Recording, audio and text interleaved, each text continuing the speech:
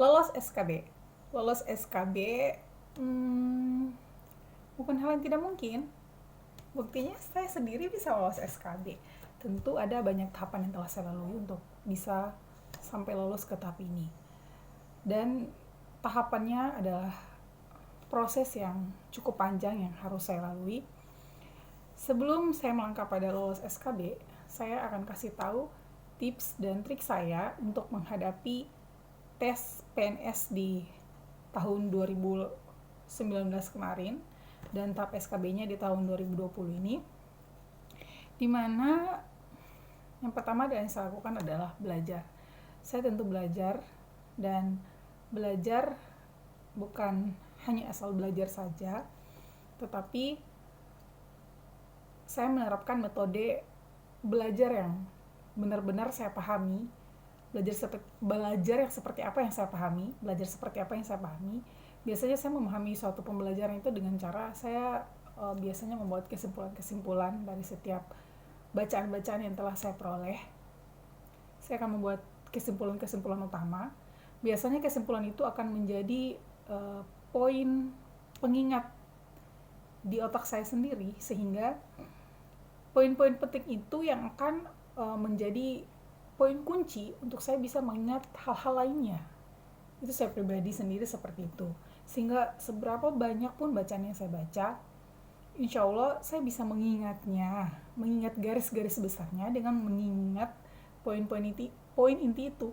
Dan pada saat saya membaca soal-soal SKB kemarin, dengan mengingat poin-poin inti itu, penjelasan-penjelasan yang dijelaskan juga bisa saya ingat kata-kata kuncinya, sehingga saya tahu misalnya penjelasan ini masuk di sini, penjelasan ini masuk di sini, karena saya mengingat poin-poin besarnya tadi.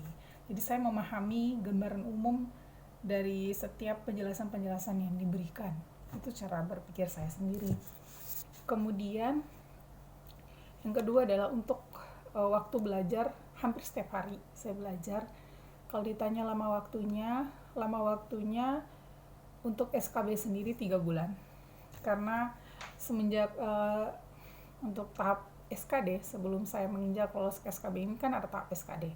SKD pengumuman lolos memenuhi passing grade. Alhamdulillah saya untuk jabatan yang saya lamar itu hanya 1 kursi dan menyisihkan 2 orang yang memenuhi passing grade, termasuk saya, dan saya di nomor 1. Artinya nilai saya lebih tinggi sedikit, hanya beda sedikit saja 2 soal, beda 10 dengan saingan saya. Dan itu membuat saya cukup was-was, khawatir, karena kursinya hanya 1, menyisihkan 2 orang, lumayan mengkhawatirkan. Sekalipun ada sedikit harapan-harapan ada kebijakan, karena ada satu formasi yang membutuhkan jenjang pendidikan yang seperti kita juga, namun ternyata kosong dan kursinya 2. Jadi harapannya adalah bisa ada kebijakan untuk penyebaran, namun itu hanya harapan. Yang terpenting adalah belajar, mengambil kesempatan yang paling bagus untuk bisa berada pada posisi atau level yang aman. Dan saya bijaki dengan saya akan terus belajar untuk memperoleh hasil yang terbaik di SKB nanti. Yang sesuai dengan kemampuan saya, tentunya saya telah mengupayakan belajar maksimal,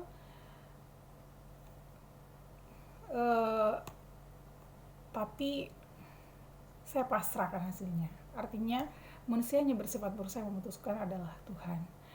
Makanya dalam setiap upaya jangan lupa dibarengi dengan doa, dan kita berdoa kepada yang atas itu bukan nanti menunggu tiba saat berdoa. Itu namanya orang munafik. Jadi kita harus berdoa itu kapan saja, jangan tunggu momen. Setiap hari kita berdoa, karena kita bersyukur kan atas segala nikmat Tuhan. Dalam Islam kan berdoa dengan melalui ibadah, sholat 5 waktu. Dalam sehari kan ada 5 kewajiban kita kepada ilahi Robbi. Oke. Terlepas dari itu semua, kita kembali kepada SKB, tips dan trik saya untuk menghadapi SKB.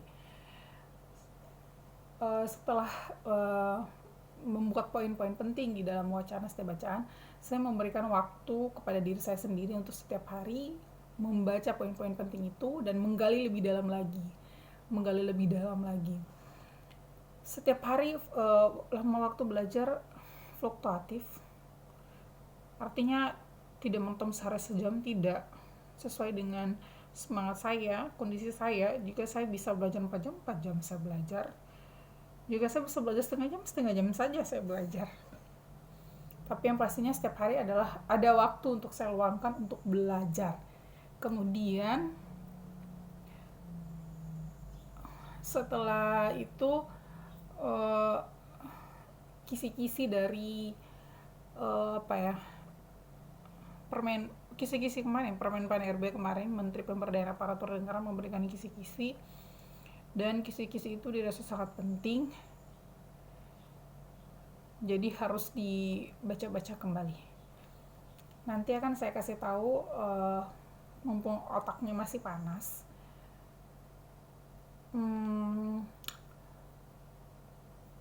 gambaran soal yang kemarin saya peroleh.